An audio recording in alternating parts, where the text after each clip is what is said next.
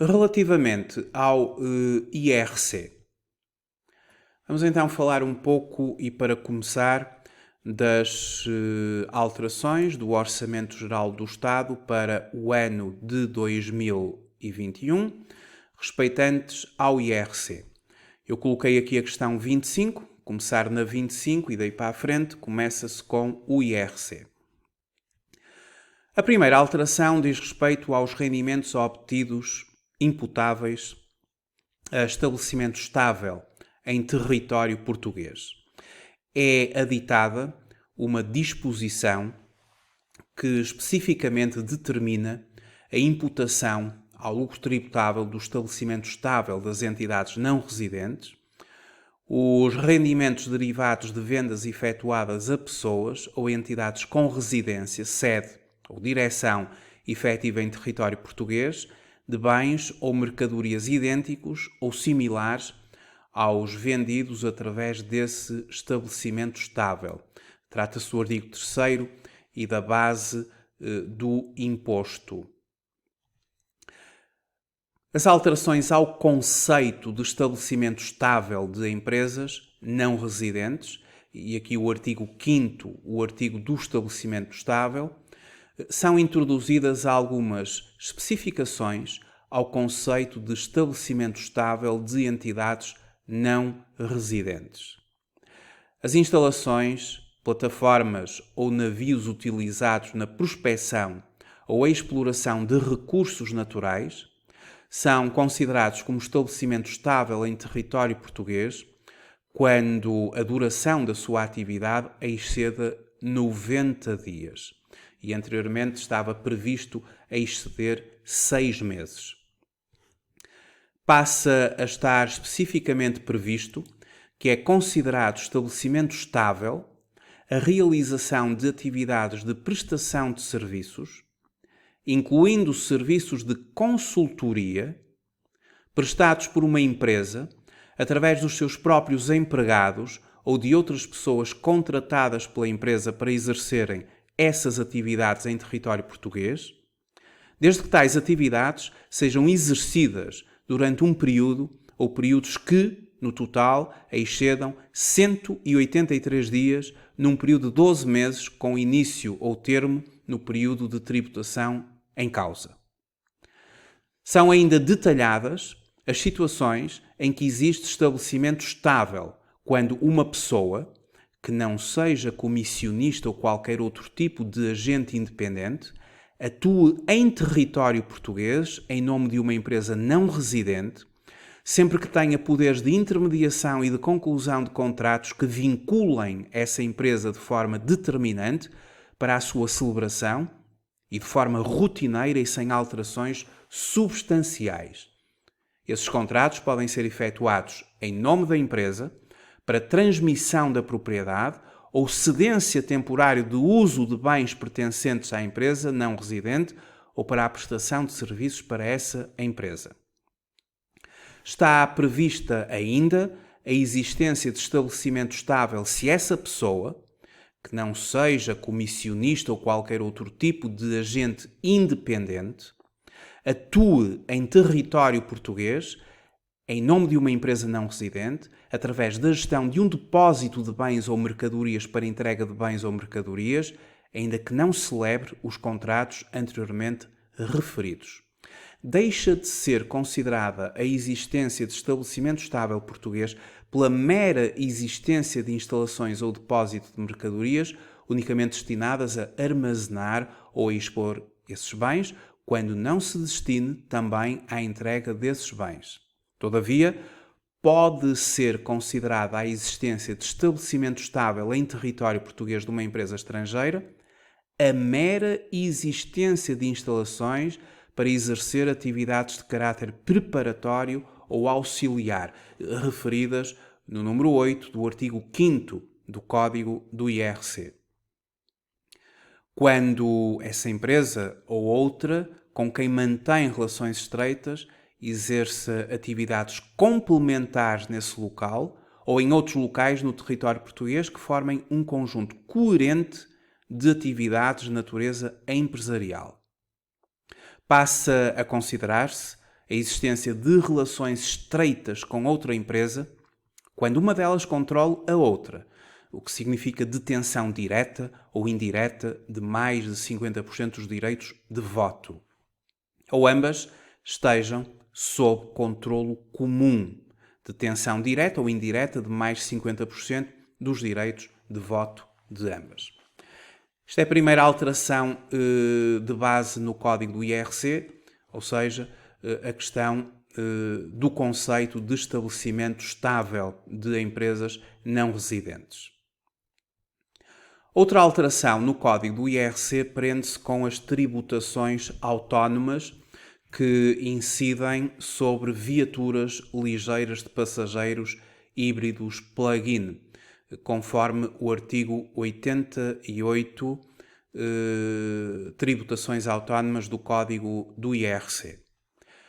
Bom, vamos só fazer uma breve revisão de quais são as tributações autónomas que estão instituídas para viaturas ligeiras de passageiros no nosso código do IRC. Atualmente, e já em conformidade com o Orçamento Geral do Estado de 2020, que introduziu também alterações nas tributações autónomas, aquilo que está em vigor é o seguinte. Quando estamos a falar de viaturas ligeiras de passageiros e ligeiros de mercadorias, e aqui os ligeiros de mercadorias, os tipo N1, bem como quando a gasóleo, a gasolina e a GPL, o GPL atualmente goza do regime geral das tributações autónomas, ou seja, paga as tributações autónomas mais altas, assim como as viaturas a gasóleo e as viaturas a gasolina.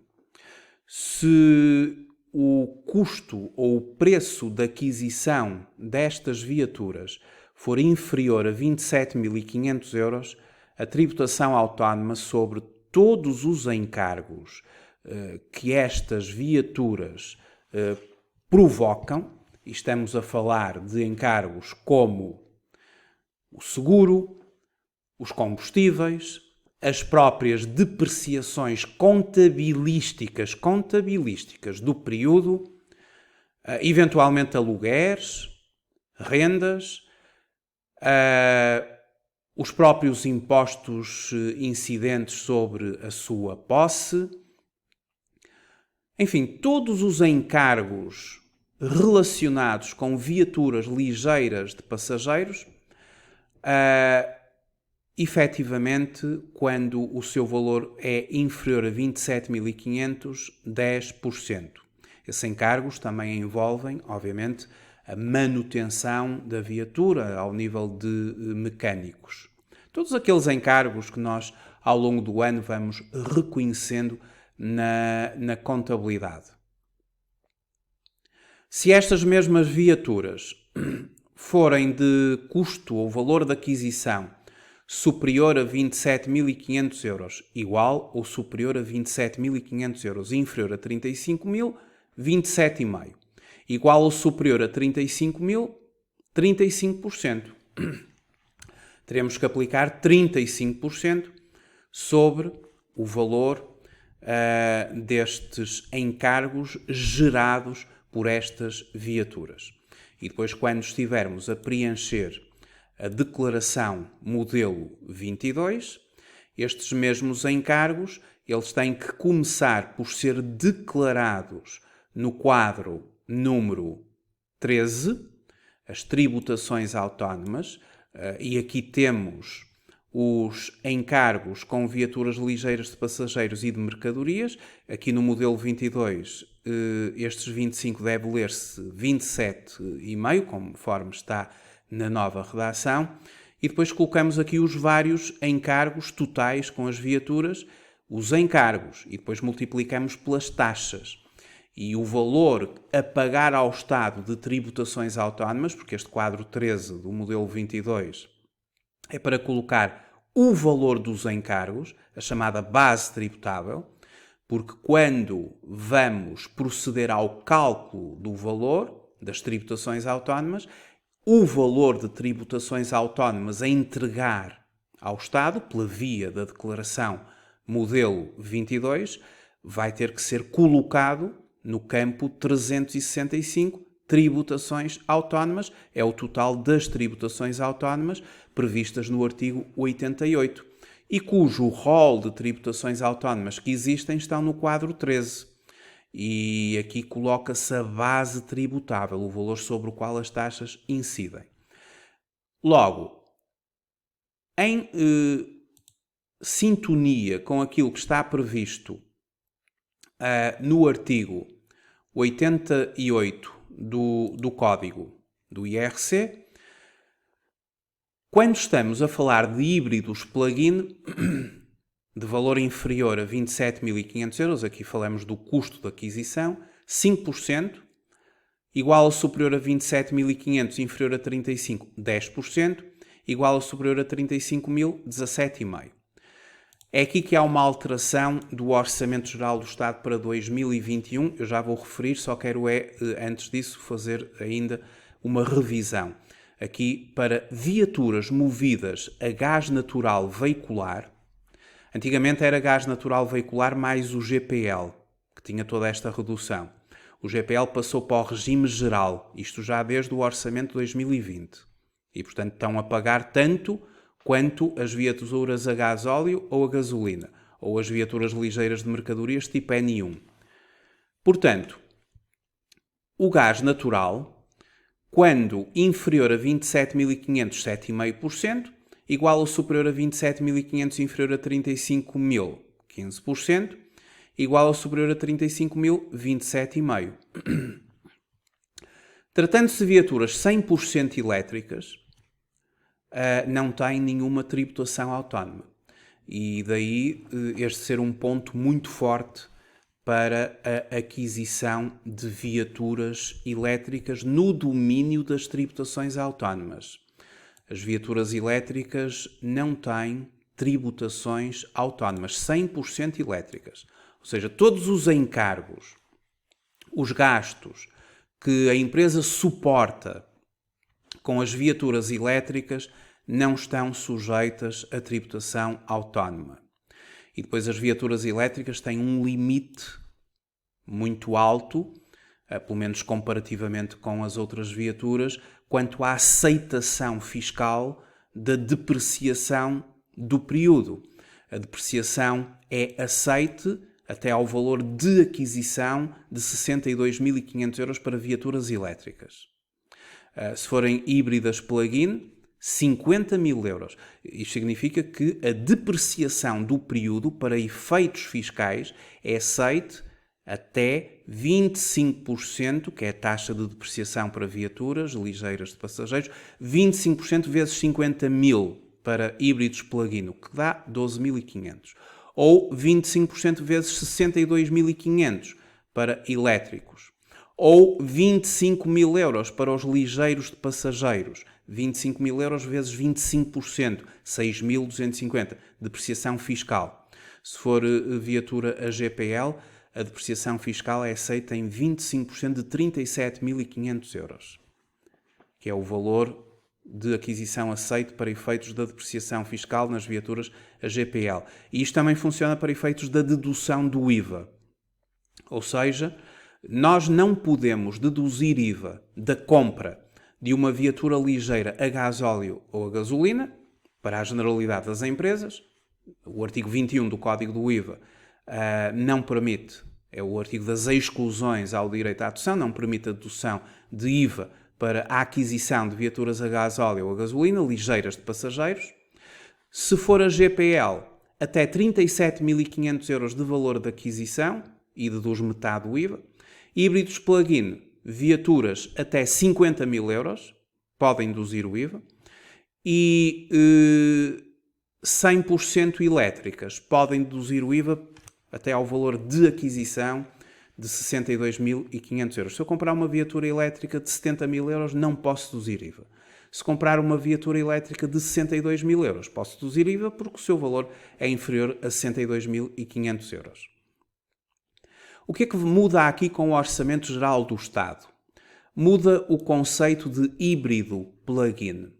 Porque no Orçamento Geral do Estado 2020 tínhamos aqui híbrido plug-in, assim num conceito muito geral.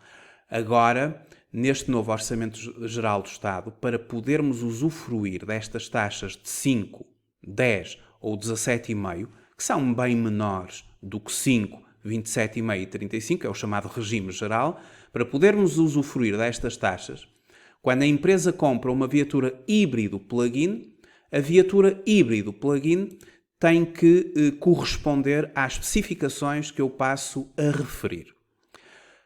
Ora, o artigo 88, número 18 do Código do IRC, no caso de viaturas ligeiras de passageiros híbridos plug-in, cuja bateria possa ser carregada através de ligação à rede elétrica e que tenham uma autonomia mínima no modo elétrico de 50 km e emissões oficiais inferiores a 50 gramas CO2 por quilómetro, as taxas referidas nas alíneas A, B e C, número 3, são respectivamente de 5, 10 e 17,5%. 5, 10 e 17,5%, exatamente como eu estava aqui a referir. Mas é para poder aplicar 5, 10 e 17,5%, a viatura híbrida plug-in tem que corresponder a estas características que eu acabei agora de referir. Elas têm que ser ligadas à corrente, têm que ter uma autonomia de 5 km e quanto às suas emissões oficiais para efeitos de dióxido de carbono, CO2, por quilómetro, 50 gramas. Portanto, se forem viaturas que não correspondem a estas características, elas entram no regime geral. E ao entrarem no regime geral, vão pagar os 10, os 27,5 ou os 35 das viaturas do regime geral. Ora, relativamente ainda a estas viaturas, passa então a especificar-se que a redução das taxas de tributação autónoma para as viaturas ligeiras de passageiros híbridas plug-in apenas se aplica para esse tipo de viaturas cuja bateria possa ser carregada através da ligação à rede elétrica e que tenham uma autonomia mínima no modo elétrico de 50 km e emissões oficiais inferiores a 50 gramas de dióxido de carbono por cada quilómetro. E, portanto, tem que corresponder rigorosamente a estas características, porque existem viaturas híbridas que nem são de carregar à corrente, à ligação elétrica. A própria bateria vai-se carregando com o andamento do motor combustível. Essas não contam, essas são do regime geral.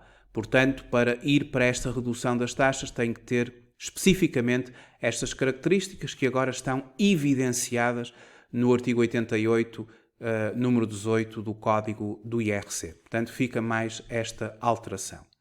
Outra alteração que eu coloco aqui como a número 28, aqui neste meu manual, onde eu estive a elencar várias alterações, temos as tributações autónomas de 2020 e 2001 e 2021 para as cooperativas, micro, pequenas e médias empresas e uma disposição transitória. Disposições transitórias é algo que o Orçamento Geral do Estado tem muito transitório, ou seja, vai vigorar durante um determinado período de tempo e transitoriamente devido à questão que estamos atualmente a viver. Esta disposição transitória apenas se aplica às cooperativas e às micro, pequenas e médias empresas. E aqui o conceito de micro, pequena e média empresa é o conceito da certificação de PME em termos do IAP-MEI. Eu mostro desde já o que é que se considera ser, ou que critérios nós vamos ou consideramos para classificar uma empresa como PME. Não tem a ver com o critério do sistema de normalização contabilística. É um outro critério. Eu passo a mostrar esse critério. Aqui neste manual eu tenho aqui os critérios de classificação das entidades. Aqui estão eles. Nós temos o critério contabilístico, que tem a ver com os limites do sistema de normalização contabilística. Não é isso. Aqui é a qualificação nos termos previstos do anexo ao Decreto-Lei número 372/2007. Este é o critério que é utilizado pelo próprio IAPMEI para certificar uma entidade como uma micro, uma PME. Então, para ser considerada uma média empresa, terá que ter menos do que 250 trabalhadores, o seu volume de negócios, faturação, inferior ou igual a 50 milhões de euros e o seu balanço total inferior ou igual a 43 milhões de euros. Uma empresa que tenha valores inferiores a estes, ou até iguais, é classificada como média e, portanto, entra dentro desta qualificação. Uma pequena entidade, menos do que 50 trabalhadores, um volume de negócios ou uma faturação entre vendas e prestações de serviços inferior ou igual a 10 milhões de euros e um balanço total inferior ou igual a 10 milhões de euros. Uma microentidade emprega menos do que 10 trabalhadores, um volume de negócios inferior ou igual a 2 milhões de euros e um balanço total inferior ou igual a 2 milhões de euros. Esta é a classificação ou a qualificação de micro, pequena e média empresa em conformidade com o Decreto-Lei 372/2007. E é esta a qualificação que no código do IRC se considera para qualificarmos a empresa como PME. O sistema de normalização contabilística tem outros números para a definição de micro, pequenas entidades, médias entidades e grandes entidades e não tem a ver com esta qualificação, tem a ver com esta. E então, se uma empresa estiver dentro desta qualificação, aquilo que acontece é o seguinte. Nos períodos de tributação de 2020 e 2021, e portanto vigora para 2020 e 2021, por isso é que é uma disposição transitória, não será aplicado o aumento de 10 pontos percentuais das taxas de tributação autónoma quanto aos sujeitos passivos que apresentem prejuízo fiscal no período em causa, desde que se cumpram cumulativamente as seguintes condições. Quando o sujeito passivo tenha obtido lucro tributável em um dos 3 períodos de tributação anteriores e tendo sido entregue dentro do prazo legal a declaração modelo 22 e a informação empresarial simplificada dos 2 períodos de tributação anteriores. Também não será aplicado o aumento de 10 pontos percentuais das taxas de tributação autónoma quanto aos sujeitos passivos que apresentem prejuízo fiscal no período em causa, nos períodos de tributação 2020 e 2021, quando estes correspondam ao período de tributação de início de atividade ou a um dos 2 períodos seguintes. Anteriormente estava previsto apenas para o período de tributação do início de atividade e para o seguinte. Agora são os 2 períodos seguintes. Isto significa o seguinte. As empresas estão sujeitas a tributações autónomas, como nós já sabemos. Basta ir à declaração modelo 22 e olhar para este quadro, o quadro 13, e temos aqui todo o espectro de despesas, de encargos que são sujeitos a tributação autónoma. Aquilo que acontece é que, num ano em que uma empresa tenha prejuízo fiscal, e quando tem prejuízo fiscal, ele é evidente no quadro número 9 da declaração modelo 22, a empresa, ao gerar prejuízo fiscal, em primeiro lugar, ao gerar prejuízo fiscal, termina o seu quadro número 7 da Declaração Modelo 22 com prejuízo para efeitos fiscais. Campo 777.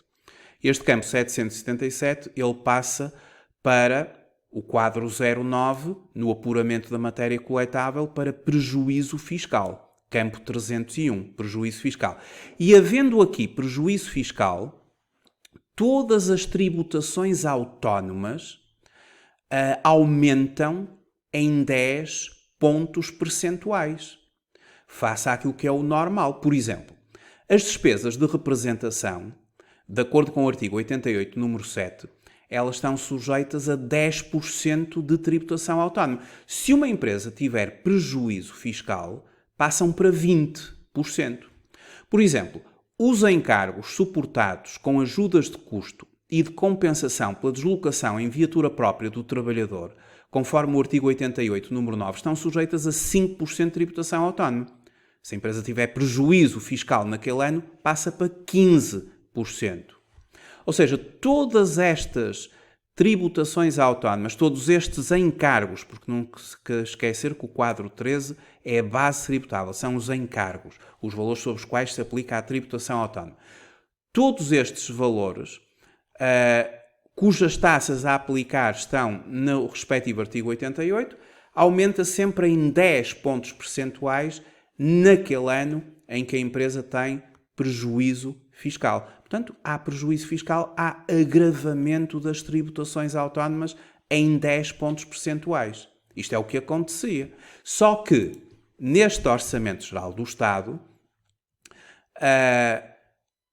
conforme já percebemos, que é uma disposição transitória, é só para vigorar em 2020 e em 2021, as cooperativas, as micro, pequenas e médias empresas, conforme aqueles números que eu mostrei ainda agora, nos períodos de tributação de 2020 e 2021, não é aplicado o aumento de 10 pontos percentuais das taxas de tributação autónoma quanto aos sujeitos passivos que apresentem prejuízo fiscal no período em causa. Portanto, se estivermos perante uma micro, pequena, média entidade, se der prejuízo em 2020 e em 2021, não tem aumento em 10 pontos percentuais das tributações autónomas. Ou seja, se incorrer em despesas de representação e tiver, por exemplo, 1.000 euros de despesas de representação, paga 100 euros de tributação autónoma, paga 10%,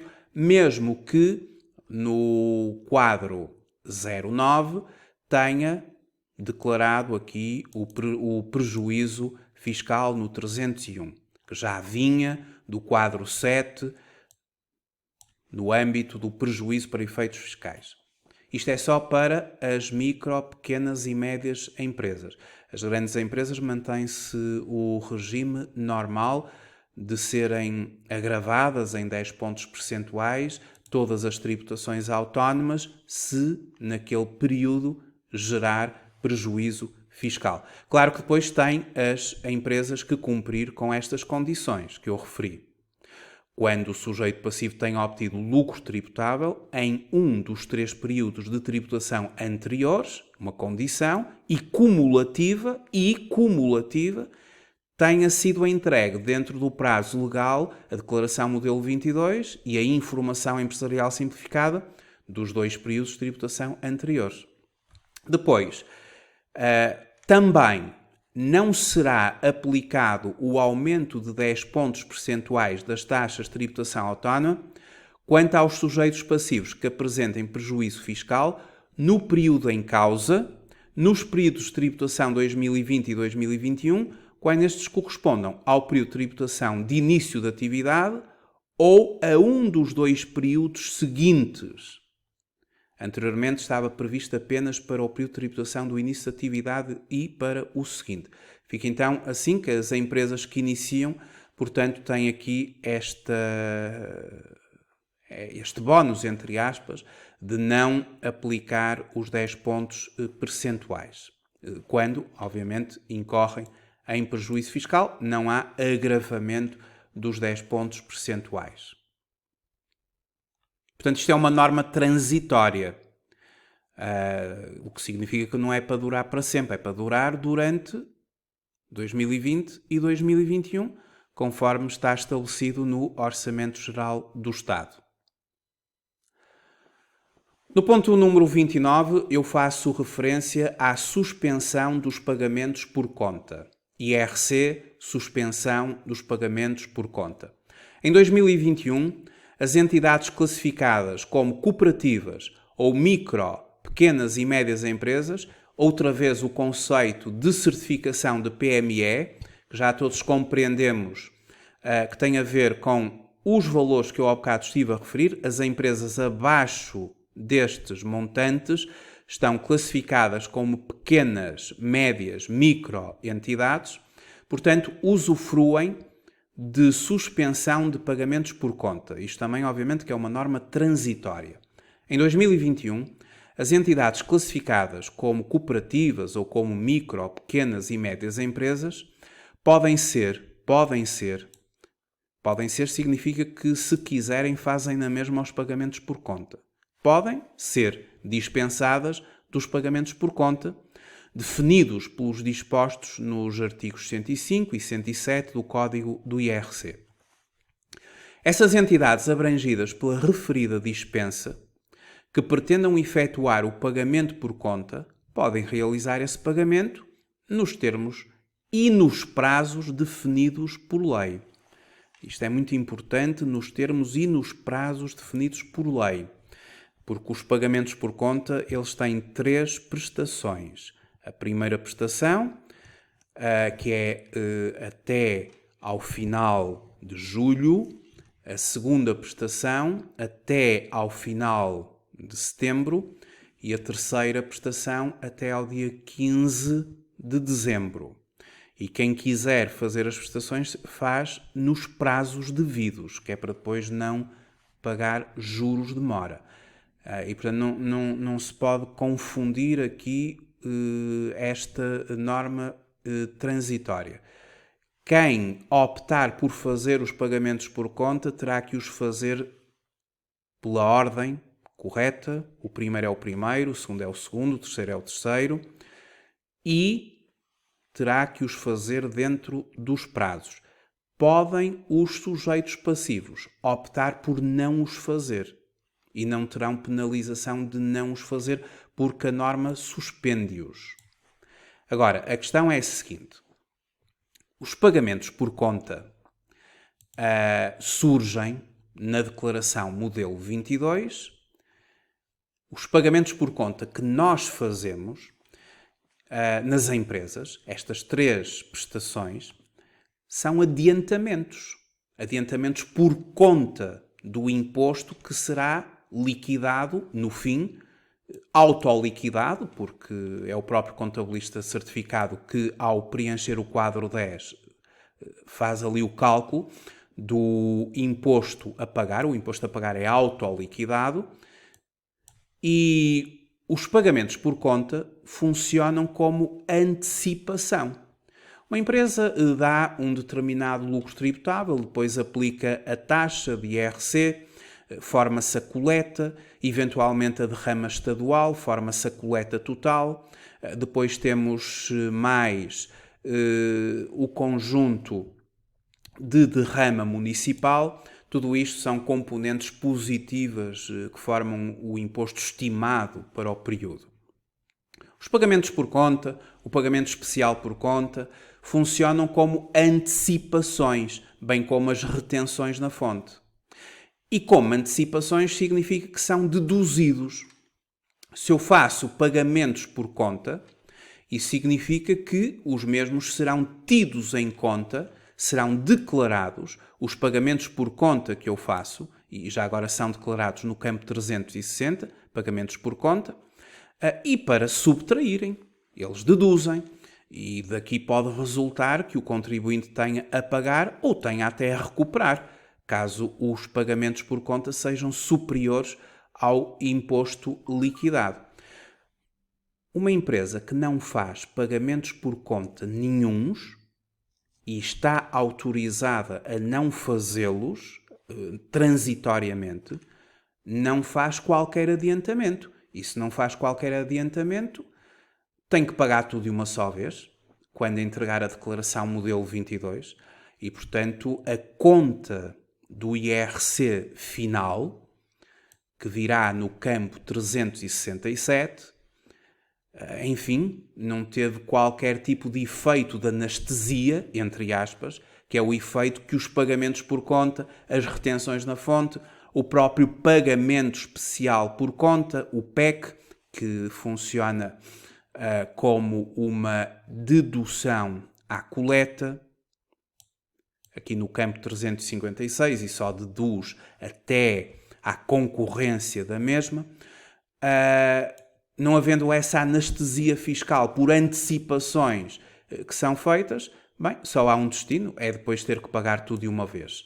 E, portanto, digamos que esta questão da suspensão dos pagamentos por conta é uma questão, não pago agora, não adianto imposto em julho, em setembro, em dezembro, mas pronto, para o ano, até 31 de maio, quando entregar a declaração modelo 22 e o respectivo imposto a pagar, vamos ter que pagar tudo de uma só vez. E, portanto, é esta a questão da suspensão dos pagamentos por conta.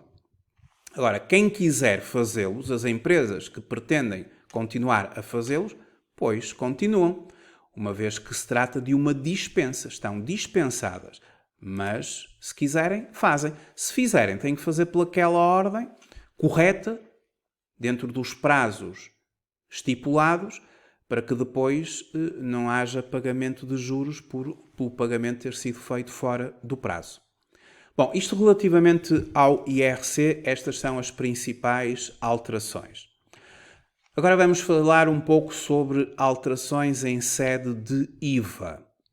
Bom, em termos de IVA, vamos relembrar o novo regime especial de isenção do artigo 53 do Código do IVA. Este regime especial de isenção do artigo 53 do Código do IVA é aplicado aos trabalhadores independentes. O limite antigo, durante muitos anos, foi de 10.000 euros. Quem não alcançasse 10.000 euros ou quem no início da atividade fizesse uma estimativa inferior a 10.000 euros, gozava da isenção do imposto ao abrigo do artigo 53 do Código do IVA. Esse limite é atualmente de 12.500 euros. Ou seja, 12.500 euros é o limite instituído para efeitos de isenção de IVA para trabalhadores independentes. Agora, quando eu preencho a declaração de início de atividade e sou obrigado a fazer uma estimativa de quanto considero vir a receber ou a faturar em termos de volume de negócios, desde a data do preenchimento da declaração de alterações ou do mês do preenchimento da declaração de início de atividade. Declaração de início de atividade. Até ao final do ano, até 31 de dezembro, se a minha estimativa for inferior a 12.500 euros, eu vou usufruir da isenção de IVA. Claro que não é só a questão dos 12.500 euros. Para nós usufruirmos da isenção de IVA como trabalhadores independentes, temos que ir ao encontro de todos os requisitos que estão no artigo 53 do Código do IVA. Requisitos esses, só para revermos: não fazer importações, não fazer exportações, não possuir contabilidade organizada. É uma questão de irmos aqui ao artigo 53 do Código do IVA, regime de isenção, e diz-nos o seguinte: beneficiam de isenção do imposto, ou seja, do IVA, os sujeitos passivos que, não possuindo nem sendo obrigados a possuir contabilidade organizada. Um trabalhador independente passa a ser obrigado a possuir contabilidade organizada quando ultrapassa os 200.000 euros em volume de negócios. Nem praticando operações de importação, exportação ou atividades conexas, nem exercendo atividade que consista na transmissão dos bens ou prestação dos serviços mencionados no anexo E do presente Código. Isto tem a ver com atividades relacionadas com resíduos, sucatas. nem tenham atingido no ano civil anterior um volume de negócios superior a 12.500 euros. Portanto, é o limite, 12.500 euros, o limite que há que considerar. E, portanto, é só para reforçar este valor que já é do nosso conhecimento. Algo que eu gostaria também de referir é que quem chega ou quem chegou a 31 de dezembro do ano de 2020 e estava no regime do IVA, cobrava IVA aos seus clientes, preenchia as declarações periódicas, trimestrais, por aí fora.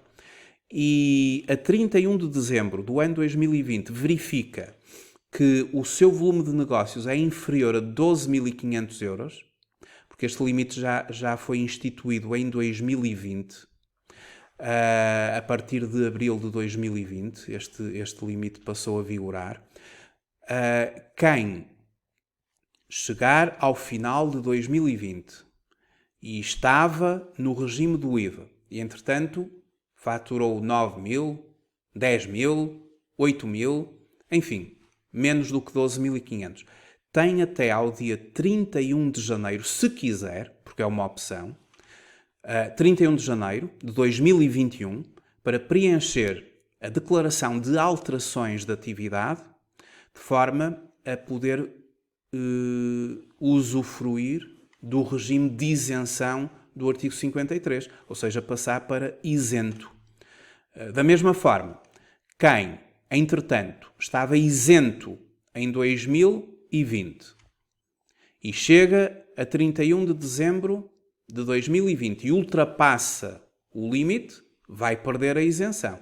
Então tem até 31 de janeiro de 2021 para preencher a declaração de alterações aos dados da atividade, declarar o seu volume de negócios e a autoridade tributária vai enquadrar aquele contribuinte no regime normal trimestral do IVA, trimestral quando inferior a 650.000 euros, mensal quando superior a 650.000 euros. Mas os trabalhadores independentes, obviamente, que será inferior a 650.000 euros e, portanto, a maioria estarão, obviamente, no regime trimestral, sendo que também poderão optar pelo regime mensal, se quiserem, do IVA.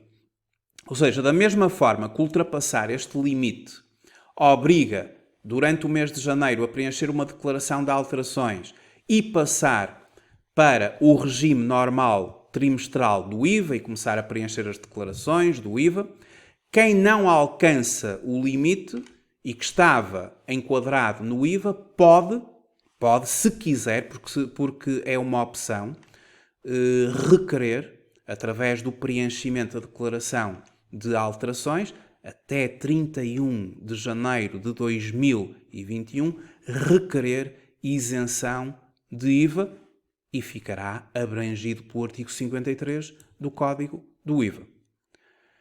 E ficará, quem requer isenção, fica já isento em janeiro. Mas é preciso preencher a declaração de alterações. Se não se preencher a declaração de alterações, continua no regime do IVA. Mesmo sabendo que no ano 2020 não alcançou o limite, mas o regime do IVA renova-se, se não preencher a declaração de alterações. Depois, a questão 31, o IVA, regularização de IVA de créditos de cobrança duvidosa, artigo 78D, documentação de suporte. Ora, para efeitos da regularização do IVA, a certificação dos créditos de cobrança duvidosa pode ser efetuada pelo revisor oficial de contas ou contabilista certificado independente, nas situações em que a regularização do imposto não exceda 10.000 euros por pedido de autorização prévia. E anteriormente estava delimitado por declaração periódica. Portanto, é uma disposição que tem uma natureza interpretativa e aqui coloca-se por pedido de autorização prévia. Ao nível do IVA, temos também alterações à lista 1, anexa ao Código do IVA. A lista 1 é a lista dos bens à taxa reduzida, que aqui no continente é 6%, nos Açores é 4%, Na Madeira é 5%. E, portanto, passam a integrar a lista 1, ou seja, passam a ser tributados à taxa reduzida do IVA, 6% aqui no continente.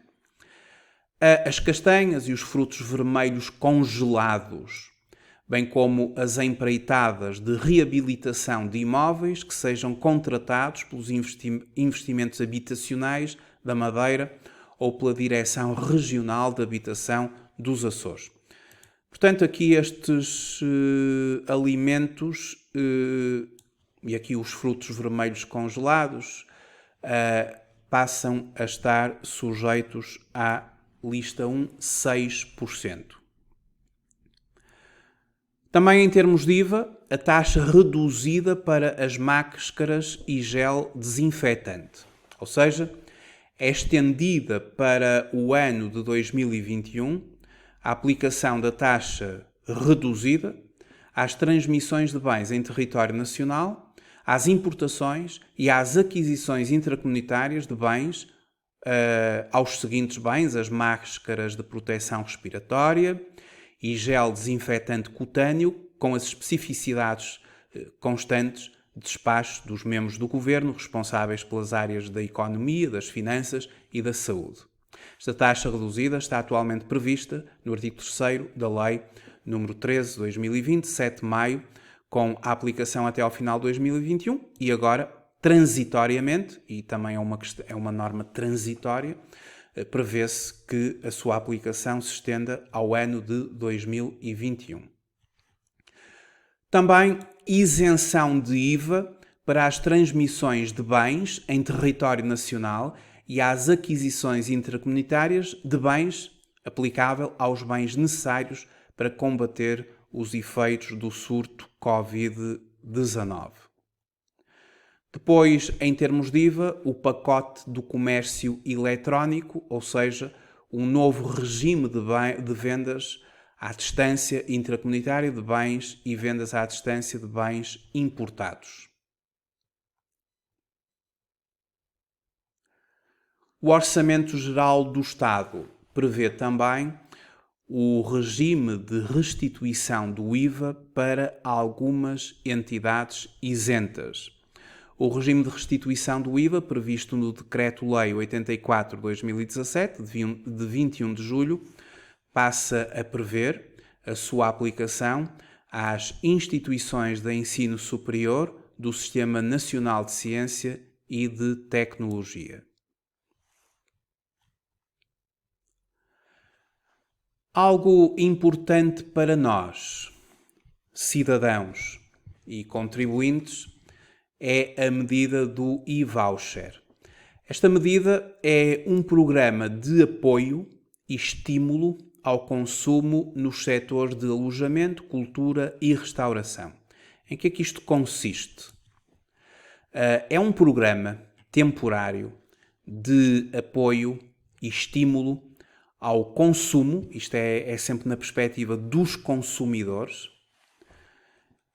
ao consumo nos setores do alojamento, cultura e restauração, que foram bastante, ou que estão a ser bastante, afetados pela pandemia.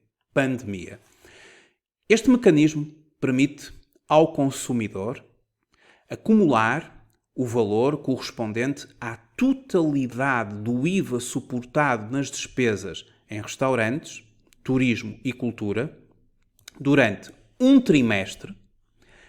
Depois pode utilizar esse valor durante o trimestre seguinte em compras nesses mesmos setores. Segundo o documento do Orçamento Geral do Estado para 2021, o valor é apurado a partir das faturas comunicadas à autoridade tributária. É criado um programa temporário de apoio e estímulo ao consumo em setores fortemente afetados pela pandemia, que consiste num mecanismo que permite ao consumidor final acumular o valor correspondente à totalidade do IVA suportado em consumos no setor do alojamento, cultura, restauração, durante um trimestre e depois utilizar esse valor durante o trimestre seguinte em consumos nesses mesmos setores. A adesão dos consumidores ao e-voucher depende do seu prévio livre consentimento, uma vez que estão em causa dados pessoais dos contribuintes e dados bancários. O apuramento do valor correspondente ao IVA suportado pelos consumidores finais é efetuado a partir dos montantes constantes das faturas comunicadas à autoridade tributária. A AT pode fazer inspeções aos beneficiários do e-voucher. Não concorre para o montante das deduções à coleta previstas nos artigos 78b e 78f do Código do IRS o IVA que, nos termos do número anterior, for utilizado no apuramento do valor da comparticipação. Ou seja, se vamos usufruir de uma forma, não podemos usufruir da outra. Ou é dedução à coleta, ou é este contexto do e-voucher.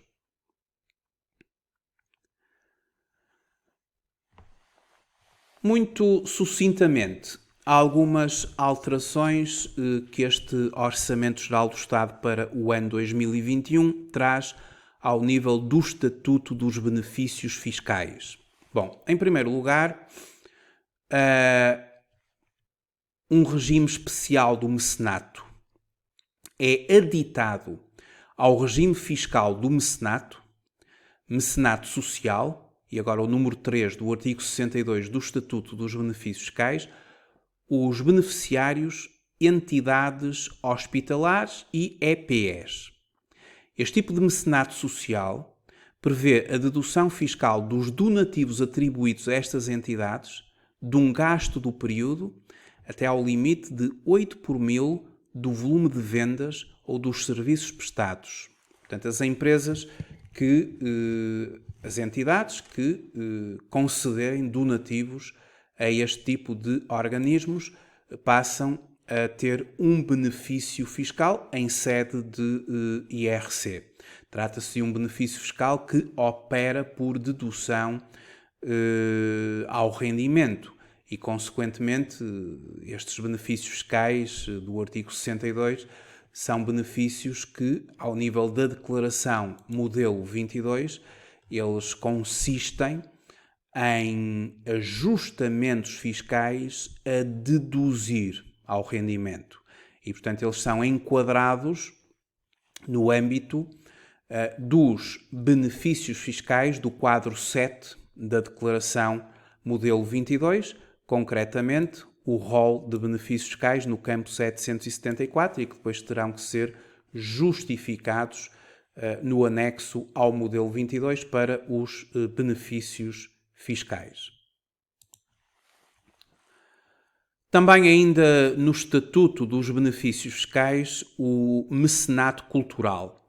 É editado ao regime fiscal do mecenato cultural os seguintes beneficiários: entidades que desenvolvam atividades predominantemente de caráter cultural no âmbito do teatro, da ópera, do bailado, música, cinema, dança, as artes performativas, artes visuais, organização de festivais e outras manifestações artísticas e de produção cinematográfica, audiovisual e literária. A declaração do enquadramento no regime do mecenato social e do interesse cultural das atividades ou das ações desenvolvidas das referidas entidades depende de prévio reconhecimento através de despacho dos membros do Governo responsáveis pelas áreas das finanças e da cultura. Ainda dentro dos benefícios fiscais, o mecenato cultural extraordinário para 2021. E também estamos aqui perante algo que é transitório. No período de tributação de 2021, os donativos do regime do mecenato cultural são majorados em 10 pontos percentuais ou até 20 pontos percentuais se efetuados em território do interior. E depois, desde que o montante anual seja igual ou superior a 50 mil euros por entidade beneficiária e o donativo seja dirigido a ações ou projetos na área da conservação do património ou da programação museológica e as ações ou projetos referidos sejam previamente reconhecidos por despacho dos membros do Governo responsáveis pela área das finanças e da cultura. Este benefício fiscal, obviamente desde que se cumpram os requisitos que acabei de elencar, ele representa o seguinte: em que é que este benefício se traduz?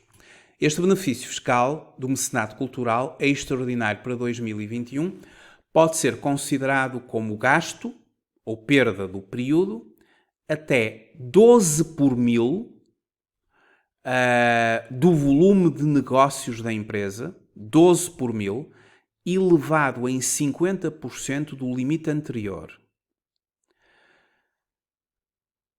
Em valor correspondente a 130% para efeitos do IRC ou da categoria B do IRS, quando a diferença seja relativa a essas ações ou projetos. Portanto, repetindo, este benefício fiscal do mecenato cultural extraordinário para 2021 pode ser considerado como gastos ou perdas do exercício até 12 por mil, elevado em 50% do limite anterior, do volume de vendas ou de serviços prestados, em valor correspondente a 130%, portanto, isto é o limite. E depois a majoração é de 130% para efeitos do IRC ou da categoria B do IRS, quando a diferença seja relativa a essas ações ou projetos. Ainda dentro do Estatuto dos Benefícios Fiscais, e agora para as pessoas singulares, o mecenato das pessoas singulares, que somos nós, não é? Sujeitos passivos de IRS, porque até aqui era para as empresas ou para as entidades sujeitos passivos de IRC.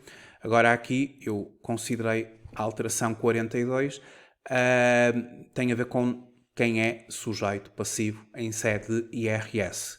O mecenato das pessoas singulares, por dedução à coleta de IRS, passa a ser possível efetuar a dedução à coleta de IRS do benefício fiscal dos donativos em anos seguintes, quando a coleta de IRS não seja suficiente ou os limites fiscais tenham sido atingidos nas seguintes condições: quando o valor anual dos donativos seja superior a 50 mil euros e a dedução do benefício fiscal à coleta de IRS da pessoa singular não possa ser efetuada integralmente por insuficiência de coleta ou por terem sido atingidos os limites estabelecidos, a importância ainda não deduzida, pode sê-lo nas liquidações dos 3 períodos de tributação seguintes, até ao limite de 10% da coleta de IRS apurada em cada um dos períodos de tributação. Portanto, neste âmbito, quem realizar os donativos nas condições que eu acabei de referir e não tiver uma coleta suficiente para que a dedução do donativo possa ser feita, há aqui uma prorrogação da respectiva dedução nas liquidações dos 3 períodos de tributação seguintes, até ao limite, isto é um limite por cada período, de 10% da coleta do IRS apurado em cada um dos períodos de tributação.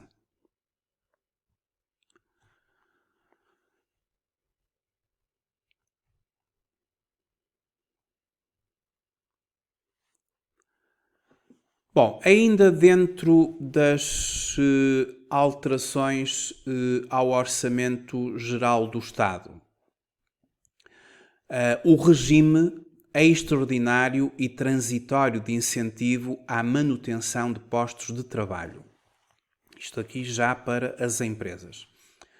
Para o ano 2021, o acesso aos apoios públicos e incentivos fiscais a seguir referidos por parte das grandes empresas, ou seja, às empresas de grande dimensão, ou seja, aquelas que não são as micro, que não são as pequenas, que não são as médias, em conformidade com aquela classificação que eu há bocado estava a referir.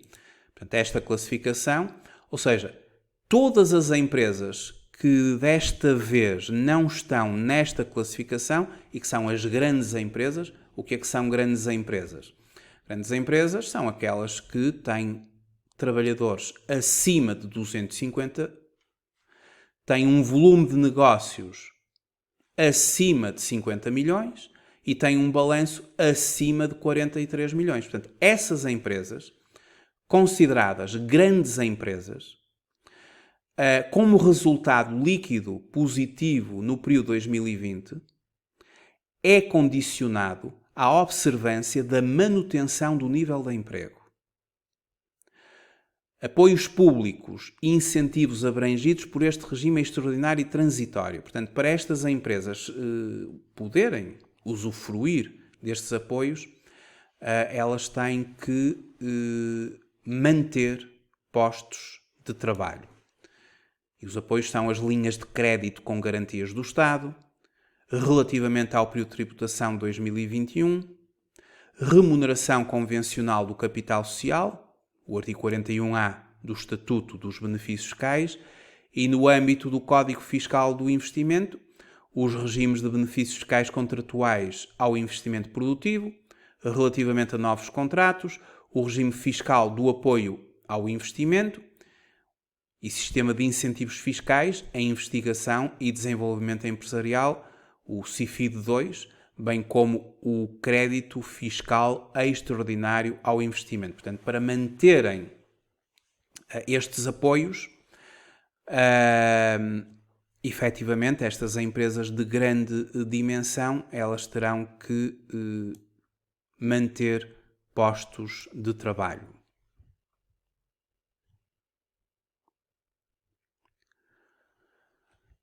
Considera-se observada a manutenção do nível de emprego quando, no ano de 2021, a entidade tiver ao seu serviço um número médio de trabalhadores igual ou superior ao nível observado no dia 1 ou em 1 de outubro de 2020. Está aqui a condição para que possa, efetivamente,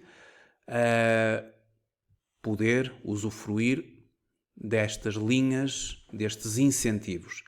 Há que manter, mas isto é algo que se aplica às grandes entidades.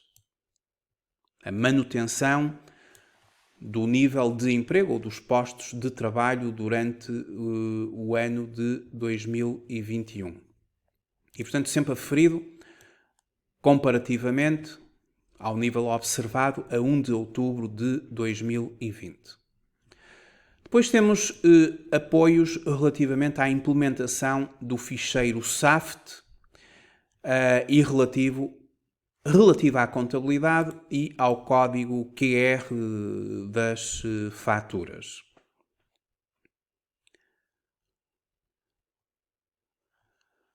E estes apoios traduzem-se no seguinte. Quanto ao SAFT relativo à contabilidade,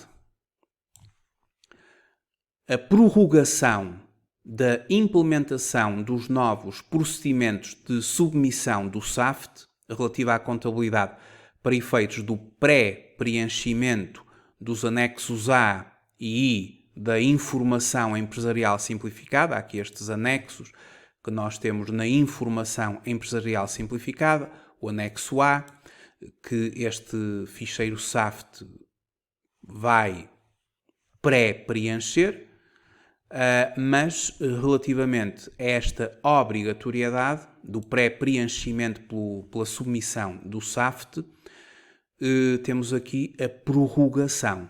Então, repetindo, prorrogação da implementação dos novos procedimentos de submissão do SAFT-T relativa à contabilidade para efeitos do pré-preenchimento dos anexos A e I da IES para o período de tributação 2021, a entregar em 2022. Para o período de 2020, mantém-se em vigor os formulários atuais.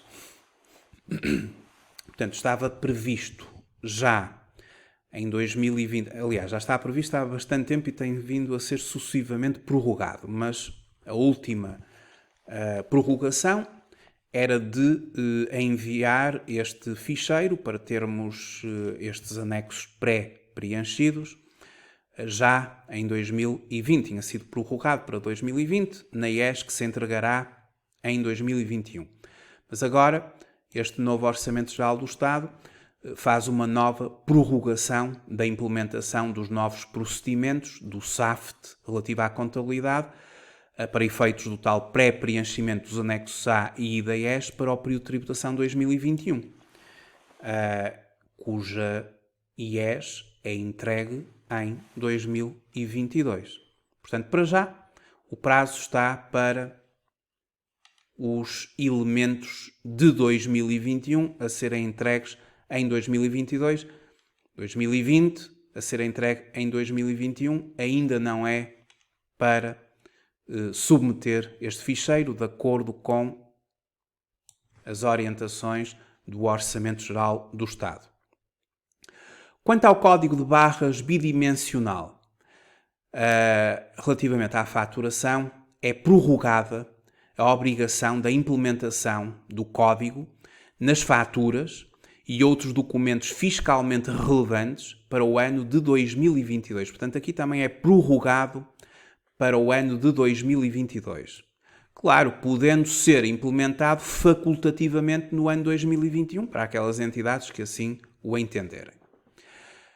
As despesas com a aquisição de bens e serviços diretamente necessários para a implementação do SAFT-PT, relativa à contabilidade, são consideradas em 120%, têm uma majoração, 120%, dos gastos contabilizados no período, na condição da implementação estar concluída até ao final do período de tributação 2021. Portanto, se por um lado os prazos são prorrogados, no entanto, se a empresa quiser fazer a implementação em 2021, portanto, temos que os gastos suportados, eles têm uma majoração que passa para 120%, ou seja, se tiver gastos de, vamos imaginar, 10 mil, para efeitos fiscais, vão contar mais 20%, ou seja, vai contar mais 2 mil, 12 mil euros. 10 mil na contabilidade, depois os 2 mil euros deduz-se na declaração modelo 22.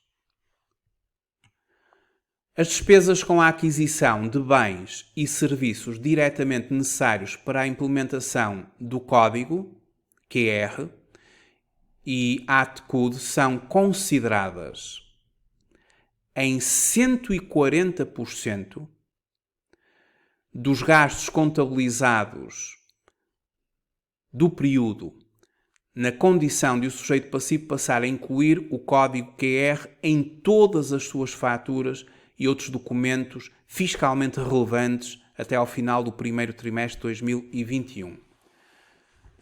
Portanto, as entidades que implementarem o código QR e o ATCUD são considerados os mesmos em 140%. Em 130% dos gastos contabilizados no período, na condição de o sujeito passivo passar a incluir o código QR em todas as suas faturas e outros documentos fiscalmente relevantes até ao final do primeiro semestre. Aqui seria, portanto, 140% é se a implementação for até ao final do primeiro trimestre de 2021. A majoração ou a aceitação do gasto em 130%, 100% é sempre na contabilidade, mas depois tem uma dedução de 30% em termos fiscais, na declaração modelo 22, quando a implementação for feita até ao final do primeiro semestre. Portanto, digamos que a aceitação máxima de 140%, a implementação do código QR e a ATQ terão que ser feitos no primeiro trimestre de 2021. Ou então, em 120% dos gastos contabilizados no período. 120% significa que, se os gastos são 10 mil, eles serão aceitos em 12 mil, mais 20%, 12 mil. Sendo que 10 mil será na contabilidade e os 2 mil a nível fiscal, na declaração modelo 22, como ajustamento fiscal a deduzir. E será então em 120% dos gastos contabilizados do período, na condição de o sujeito passivo passar a incluir o código QR e o ATQ constarem em todas as suas faturas e todos os documentos fiscalmente relevantes a partir de 1 de janeiro de 2022. Portanto, quem implementar a partir de 1 de janeiro de 2022 terá um benefício de aceitação dos gastos de 120%. Caso se tratem de despesas a classificar como ativos não correntes, sujeitos a depreciamento, estas majorações são aplicadas às depreciações e amortizações durante o período de vida útil. Este benefício fiscal aplica-se às despesas incorridas a partir de 1 de janeiro de 2020 até ao final de cada período de tributação indicado. Estes benefícios fiscais são aplicados aos sujeitos passivos de IRC e também de IRS com contabilidade organizada.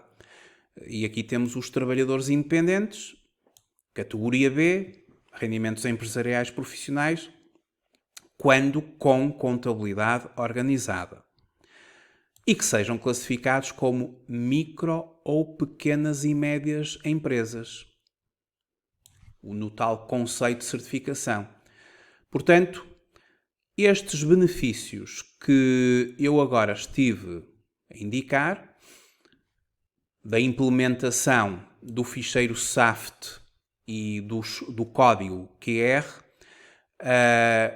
nos termos que eu estive a explicar, eles aplicam-se às entidades que obedeçam aos limites da classificação como média, pequena ou microentidade, bem como aqueles trabalhadores independentes, categoria B, que possuam uma contabilidade organizada. O incumprimento da conclusão da implementação no prazo previsto determina que as majorações previstas sejam acrescidas na determinação do lucro tributável do período de tributação em que se verificou esse incumprimento, adicionadas de 5%, calculado sobre o correspondente montante. Portanto, isto tem a ver com a penalização caso a empresa não corresponda aos prazos assim indicados aqui neste benefício que eu acabei de explicar. Medidas quanto ao regime especial do pagamento em prestações do IRC ou IVA no ano de 2021. Para o ano 2021, para além dos restantes regimes prestacionais já em vigor, os sujeitos passivos de IRC e de IVA podem beneficiar de um regime especial e transitório de pagamento destes impostos, verificadas as seguintes condições. Se encontra a decorrer o prazo para pagamento voluntário do tributo para o qual se pretende o pagamento em prestações, independentemente do ano a que respeita a liquidação do imposto, do mesmo, o sujeito passivo tem a sua situação tributária e contributiva perante a autoridade tributária e a Segurança Social regularizada à data do requerimento para pagamento em prestações, o valor do tributo a pagar em prestações seja inferior a 15 mil euros no momento do requerimento, o sujeito passivo seja tributado no âmbito da categoria B do IRS ou então seja considerado uma micro, pequena ou média empresa, de acordo com o conceito de certificação de PME. O pagamento em prestações é requerido junto do Serviço Local Periférico ou através do Portal das Finanças. O recurso ao regime dispensa a apresentação de garantia e isenta a cobrança de juros compensatórios ou quaisquer outros ónus ou encargos em 50% durante o período do plano prestacional. O enquadramento na classificação de micro, pequena e média empresa deve ser certificado pelo contabilista certificado no Portal das Finanças. A última prestação deve ser paga até 31 de dezembro de 2021. Também o pagamento em prestações de dívidas à autoridade tributária e aduaneira e à segurança social. Os tributos à autoridade tributária, cujo prazo de pagamento voluntário tenha vencido, podem ser pagos em prestações a requerimento do contribuinte. O requerimento referido pode ser formalizado sem que a cobrança dos tributos esteja em fase de processo de execução fiscal.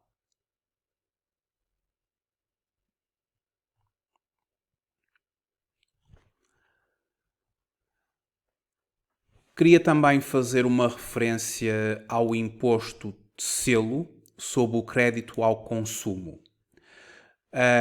Relativamente aos factos tributários ocorridos até 31 de dezembro do ano 2021, as taxas previstas nas verbas 17.2.1 a 17.2.4 são agravadas em 50%, artigo 70A do Código do Imposto de Selo. Mantém-se para 2021 o agravamento da taxa do imposto de selo sobre o crédito ao consumo. Ou seja, o crédito ao consumo, pedir crédito para fins de consumo, tem um agravamento em imposto de selo. E isto será uma medida para desmotivar, efetivamente, o crédito ao consumo. Para concluir, vou falar da prorrogação e ajustamento de alguns prazos para cumprimento das obrigações declarativas e pagamento de impostos. Ao longo do ano, em termos de IVA, em termos de IRC, as entidades têm uma série de obrigações declarativas para cumprir. Apresentar declarações à autoridade tributária através do Portal das Finanças. E temos aqui, invocando os efeitos da pandemia na atividade económica, o Secretário de Estado dos Assuntos Fiscais, através do despacho 47/2020, de 9 de novembro, procedeu à prorrogação, ajustamento de alguns prazos para cumprimento de obrigações declarativas e pagamento de impostos. Então vamos muito rapidamente e para concluir, resumir as obrigações declarativas, declarações fiscais que tiveram prorrogação ou ajustamento em termos de prazos. Começamos pelas declarações periódicas de IVA do regime mensal e trimestral. A declaração periódica do IVA. Esta declaração aqui que as empresas, bem como os trabalhadores independentes, enfim, os sujeitos passivos de IVA, têm que entregar à autoridade tributária. Esta declaração, quando em regime mensal, para aqueles que ultrapassam os 650 mil euros em volume de negócios e que estão abrangidos pelo regime mensal do Código do IVA, esta declaração em regime mensal, ela é entregue até ao dia 10 do segundo mês seguinte àquele que dizem respeito às operações. A declaração periódica do IVA de janeiro terá que ser entregue até 10 de março. até ao dia 10 do segundo mês seguinte. Se tratar de regime trimestral, e que são aqueles sujeitos passivos que no ano anterior não alcançam ou têm um volume de negócios, faturação, prestação de serviços, venda de mercadorias, os dois ou apenas um, inferior a 650 mil euros, estão enquadrados no regime trimestral. Ou seja, a declaração periódica é entregue de 3 em 3 meses. Janeiro, fevereiro, março, primeiro trimestre. A declaração periódica será entregue até ao dia 15 do segundo mês seguinte. Janeiro, fevereiro, março. A primeira declaração até ao dia 15 de maio. Isto, os prazos normais da entrega da declaração periódica do IVA. Mas agora vamos ver o que é que esta norma nos diz quanto à prorrogação de prazos. Quando esteja em causa o regime mensal, as declarações a entregar em novembro e dezembro de 2020, bem como em janeiro, fevereiro, março, abril e maio de 2021, podem ser submetidas até ao dia 20 de cada mês. Eu tinha dito até ao dia 10, que é o regime geral, aquilo que está instituído, mais 10 dias, até ao dia 20 de cada mês. Quando esteja em causa o regime trimestral, as declarações a entregar em novembro de 2020, bem como de fevereiro e maio de 2021, aqui estamos a falar de trimestres, podem ser igualmente submetidas até ao dia 20 de cada mês. Eu tinha dito que era até ao dia 15, pronto, mais 5 dias, até ao dia 20 de cada mês. A entrega do imposto exigível que resulte das declarações periódicas a que se refere as alíneas anteriores pode ser efetuada até ao dia 25 de cada mês, em qualquer dos referidos regimes de IVA. A declaração periódica do IVA, quando dela resulta IVA a pagar, imposto a entregar ao Estado, IVA a pagar, portanto, o prazo será até ao dia 25, uma vez que os prazos normais são sempre mais 5 dias em relação ao prazo da declaração periódica do IVA. Portanto, se a declaração periódica do IVA ela tem o prazo até ao dia 10 do segundo mês seguinte, o imposto até ao dia 15 será pago. Se o prazo é até ao dia 15 para as trimestrais, até ao dia 15 do segundo mês seguinte ao trimestre, o pagamento do IVA até ao dia 20, 5 dias. Portanto, passa tudo para até ao dia 25 para o pagamento do IVA. Quanto à informação empresarial simplificada, esta é a declaração AIES, Informação Empresarial Simplificada, uma das mais importantes, se não mesmo a mais importante das declarações que as empresas entregam à autoridade tributária. Claro que todas são importantes, mas esta é seguramente a mais complexa de todas. E, portanto, a IES, a Informação Empresarial Simplificada, efetivamente a declaração mais complexa de todas do ponto de vista do preenchimento, esta declaração que está prevista no artigo 121, número 2 do Código do IRC, entre outros códigos, esta declaração ela será entregue nos mesmos moldes que no presente ano. Ou seja, nos mesmos moldes significa que ainda não é obrigatório a entrega do fecheiro SAF-T, como eu já tinha referido anteriormente. Mas até dia 15 de julho, comprometendo-se a autoridade tributária a disponibilizar o respectivo formulário a partir de 1 de janeiro de 2021. Portanto, é o prazo normal, até dia 15 de julho.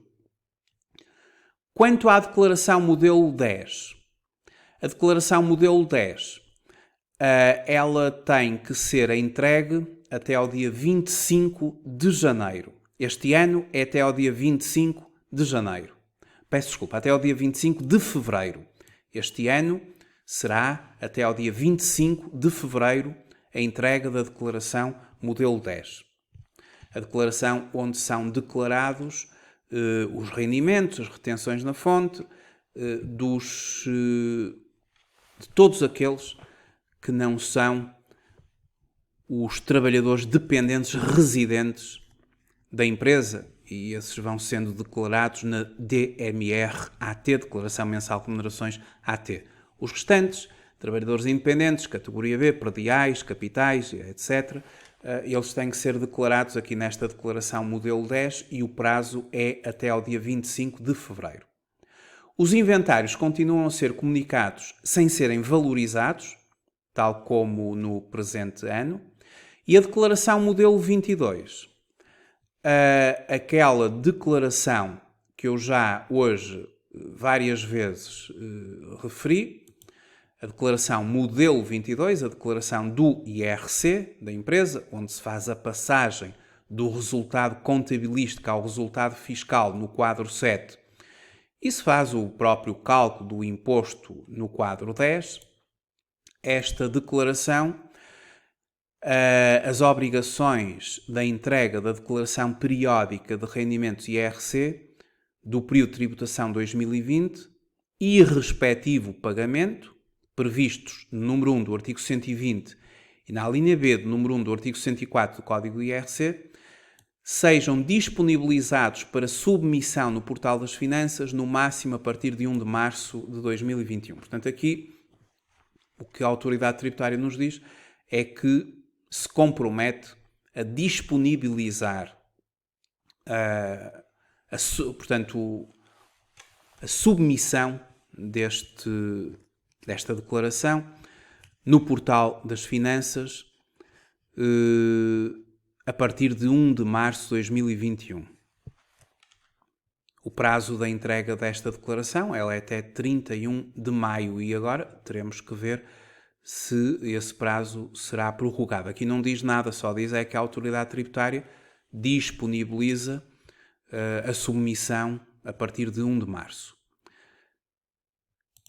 E, portanto, se não diz nada, vamos nos manter em mente até ao dia 31 de maio do ano de 2021, a entregar a declaração modelo 22 do ano de 2020 e o respectivo pagamento do IRC, caso desta declaração resulte no seu quadro número 10, total a pagar de IRC. O valor da autoliquidação, que virá sempre no campo 367. As faturas em PDF continuam a ser aceitas faturas em PDF até 31 de março de 2021, considerando-se as mesmas faturas eletrónicas para todos os efeitos fiscais. Estas são, assim, as principais alterações em IRC, IVA, e também ao nível do Estatuto dos Benefícios Fiscais. Muito obrigado por ter visualizado este vídeo. Até uma próxima oportunidade. Até breve.